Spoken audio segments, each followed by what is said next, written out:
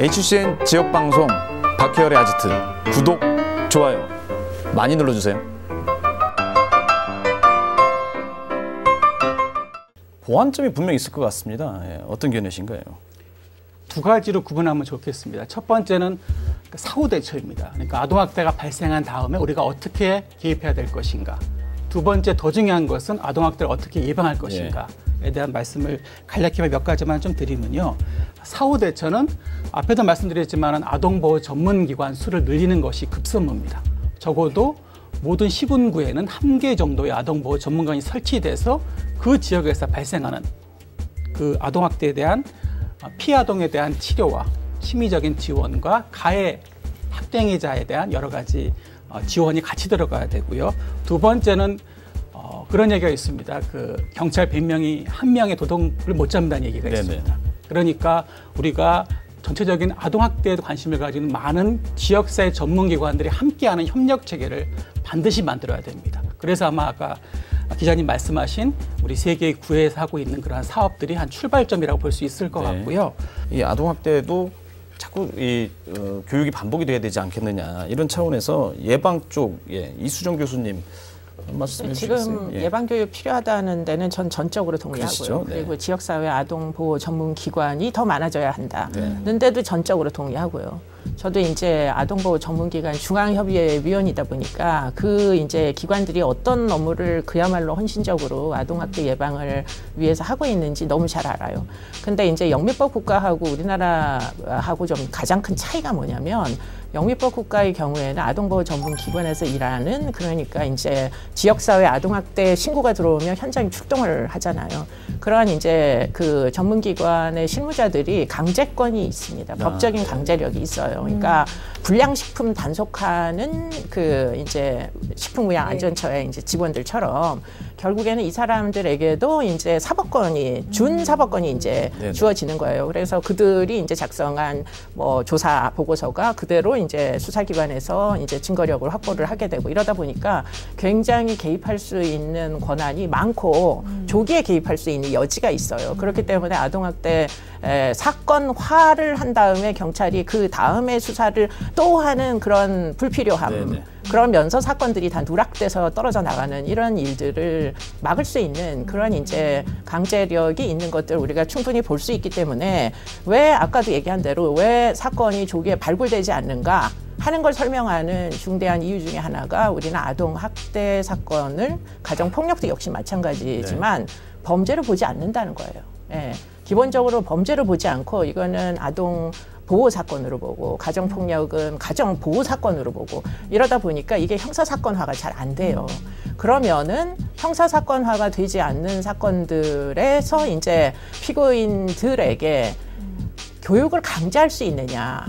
이게 굉장히 어렵죠. 강제할 수 있는 방법이 없어요. 그러니까 현재는 그냥 권고적 많은 교육을 만들어서 그냥 권고적으로 이런 교육을 좀 들으세요. 안 들어도 그만이지만 들으시면 좋습니다. 이렇게 하다 보니까 아까 말씀하신 내용 중에 진짜 필요한 사람은 교육을 듣지 않는다.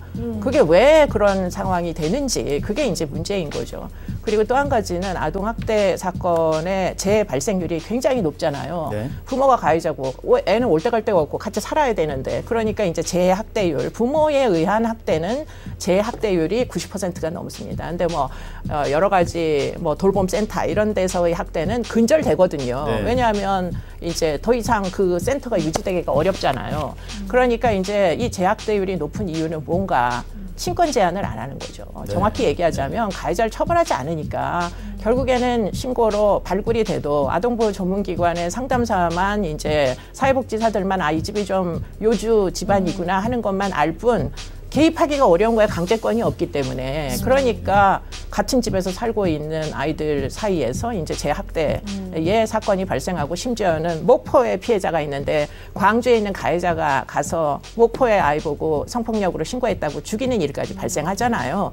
그런 연유가 이게 강제력으로 이거를 형사사건화를 해가지고 친권을 제한을 하고 접근 금지를 시켜야 되는데 전혀 그런 것들이 지금 집행이 안 되다 보니 반복되다가 결국 애가 인명 피해를 입는 일까지 벌어지는 게 현실입니다. 그렇기 때문에 지금 이게 그냥 단순히 교육의 문제라기보다 제가 느낄 때는 이거는 사건화를 해서 경찰들이 의지를 가지고 근절하겠다. 그리고 사법기관에서 개입을 하지 않는 이상 사실은 교육도 양질의 교육을 만들어도 이게 전달이 잘 안 되는 그렇죠. 전달 체계가 실패를 현재 하고 있는 거죠.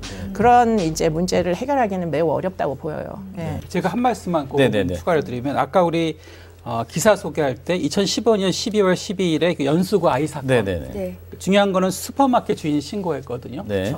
기사를 보셨겠지만 첫 번째 한 번 더 있었어요, 기회가. 그때는 지역 주민 보고 신고를 안 한 겁니다. 아이가 네네. 옷도 더러웠고 상처가 있지만 부모가 훈육한 거라 생각해가지고. 그러니까 이게 결국 모든 국민들의 아동학대에 대한 인식 전환이 필요한 겁니다. 그래서 네네. 우리나라 법에도 누구나 아동복지법과 아동처벌법에 누구나 아동학대를 신고할 수 있습니다. 네. 제가 퀴즈 하나 내면은 우리나라 아동학대 신고 전화번호 아마 모르시는 분들이 많을 것 같아요. 129입니다.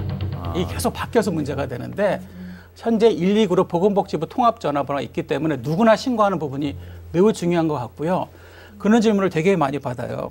만약에 신고했다가 내가 알려지면 어떻게 될까? 네네네. 철저하게 비밀 보장이 됩니다. 네네. 그래서 그 부분은 철저하게 비밀 보장이 되기 때문에 정말 그 지역사회나 어디에서라도 누구나 좀 의심이 되면은 아동학대를 신고하는 그런 우리 체계가 인식전환이 필요하다고 말씀 꼭 드리고 싶습니다. 아동학대가 의심이 됩니다. 우리 김 교수님이 설명해 주셨잖아요. 그러니까 누구나 신고를 할 수 있다. 네. 근데 어디에 신고를 해야 되느냐? 아까 설명해 주셨지만 네, 아까 강조해 주신다면? 보건복지부 통합센터 129 말씀해 129. 주셨고요. 네. 근데 그 번호가 계속 바뀐다고 하셨잖아요. 제가 네. 129라고 말씀드려도 뭐였더라 이러실 수 있어요. 네. 우리가 바로 경찰 부를 때 뭐 누릅니까? 112 누르잖아요. 112로 아동학대 의심된다 신고하시면 됩니다. 근데 얼마나 신고를 안 하시면 우리 법에 누구나 신고할 수 있다라는 규정까지 넣어놨겠습니까? 그 규정 없어도 원래 다 신고할 수 있거든요. 네. 그러니까 조금 더 적극적으로 저 집 좀 너무 과하게 아이를 훈육하는 것 같은데 그치지 마시고 그게 정말 그 안에서는 아이가 끔찍한 고통을 받고 있을 수도 있으니까 그래서 네. 신고를 하시면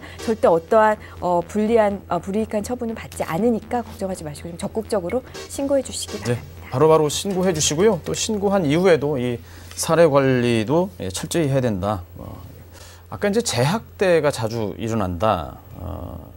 설명 다 드렸는데 그러면 재학대 방지를 위해서는 어떤 조치가 필요할까요? 이수정 교수님.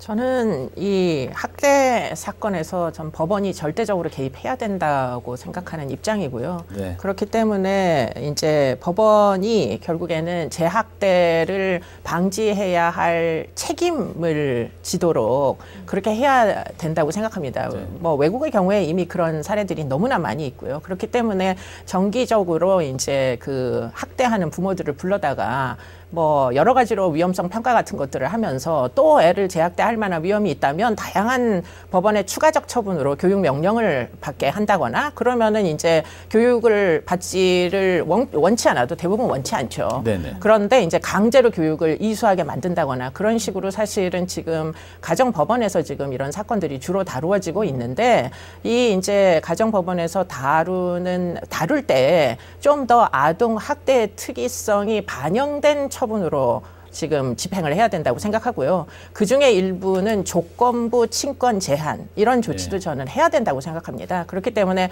가해자로부터 피해자를 일정 기간 동안 분리시킬 수 있는 그런 강제력의 행사도 사실은 저는 법원이 좀 더 과감하게 집행을 해야 된다 이런 생각입니다. 그러다 보면 재학대가 파악이 되겠죠. 국가기관에 의해서. 그러면 예방이 충분히 될 수가 있습니다. 예, 지금 이 교수님 말씀하신 거 제가 한 가지만 법적인 부분 변호사님 네네. 계시지만 제가 감히 법적인 말씀드리면 우리나라 아까 말씀드린 것처럼 아동학대 관련 조항이 2개의 법입니다. 네. 아동복지법이 있고 아동학대 범죄 처벌 등에 관한 특례법. 그래서 범죄 수준에 일어난 아동학대는 그 두 번째 법으로 처벌이 됩니다. 그러면 아까 우리 이 교수님 말씀하신 것처럼 검찰이라고 법원에 같이 가서 부모 교육을 의무하거든요. 그런 얘기가 있대요. 아동보호 전문기관에서 아동학대가 발생했으니까 범죄 수준은 아니지만 부모교육 받으세요 그러면 아무 단원됩니다. 네. 근데 근데 법원에서 받아라 그러면 10분 전에 와서 기다린대요. 그리고 통계치를 좀 말씀드리면 계속 변화되고 있는데 발생하는 아동학대 20에서 30%가 범죄 수준에 이릅니다. 그렇다면 말씀하신 것처럼 70에서 80%는 어떻게 할 수 있는 법적인 권한이 없는 거예요. 그래서 그러한 좀 개인적으로 정말 가능하면은 모든 아동학대 관련된 내용들은 법원에 가서 이런 부모교육 의무하는 것도 논의가 되어야 될 것 같고요.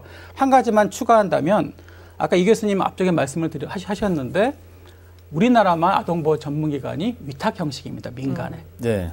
영국과 미국에서는 공무원들이 합니다.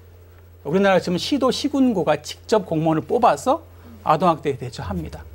그래서 우리가 지금 이미 민간협회 가시로 갔기 때문에 하루아침에 바꿀 수는 없지만 그래서 보건복지부에서도 이 아동보호 전문기관을 공공화하는 논의를 좀 하고 있고요. 아마 조만간에 네. 중앙아동보호를 포함해가지고 많은 아동보호 전문기관이 공공기관으로 전환돼서 법적인 권한을 가지고 공무원으로서 아까 말씀하신 개인의 가정사에 개입할 수 있는 그런 권한이 생길 거라고 생각합니다.